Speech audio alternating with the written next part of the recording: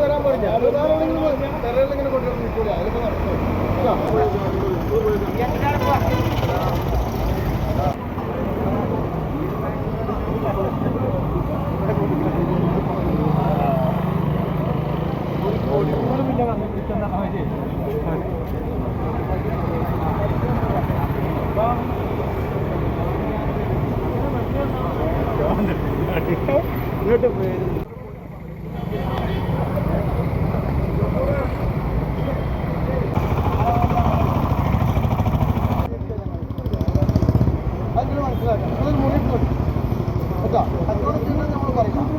Room എടുത്തിട്ടില്ല കേട്ടോ അത് അങ്ങനെ വാടകയും കൊടുത്തിട്ട് കുടി കൊണ്ടേ കൊടുത്തോളി അതിനും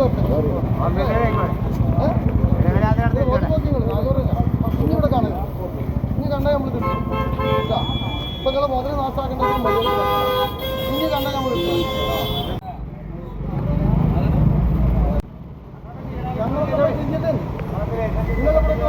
ഞങ്ങളെ തുറന്നിരിക്കണം ഞങ്ങൾക്കും ബി പണിയൊരു കൊട്ടോട്ടുമ്പോൾ അതുകൊണ്ട് മേടിച്ച്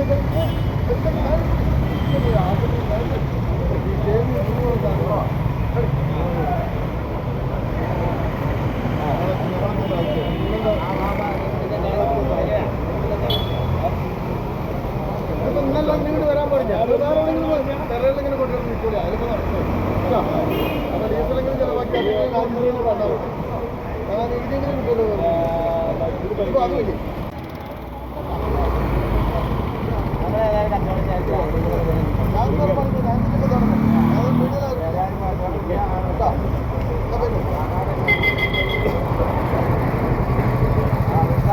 വളാഞ്ചേരിയിലെ വ്യാപാരി സമൂഹം ഒരു അസാധാരണമായ സമരത്തിന് നേതൃത്വം നൽകുക.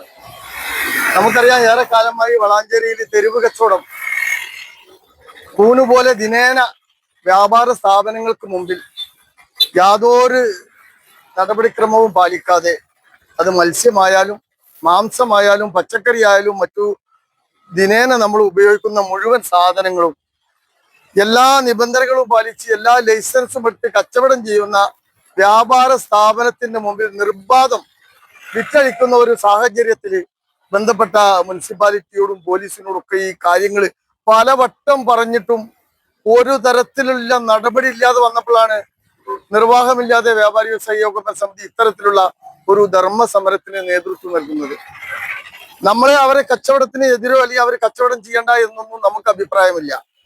നിയമാനുസൃതം അവർക്ക് റൂം എടുത്ത് കച്ചവടം ചെയ്യാം, മത്സ്യ കച്ചവടം മാർക്കറ്റിൽ ചെയ്യാം, മാർക്കറ്റ് വളരെ വിശാലമായി കാലിയായി കിടക്കുക, അവിടെ ചെയ്യാം.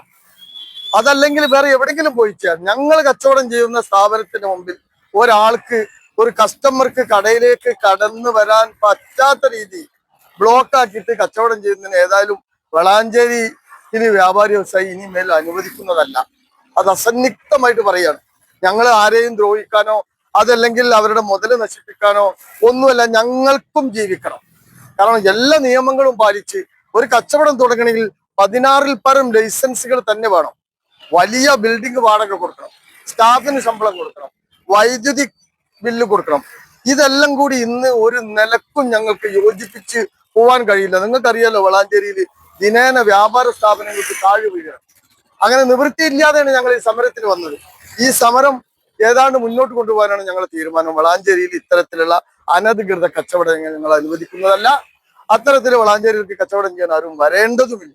അവർക്ക് റൂം എടുത്ത് കച്ചവടം ചെയ്യാം. ഇഷ്ടംമാതിരി റൂമുകൾ വളാഞ്ചേരിയിൽ ഒഴിഞ്ഞു കിടക്കുന്നുണ്ട്. അതല്ലെങ്കിൽ മാർക്കറ്റിൽ ചെയ്യാം.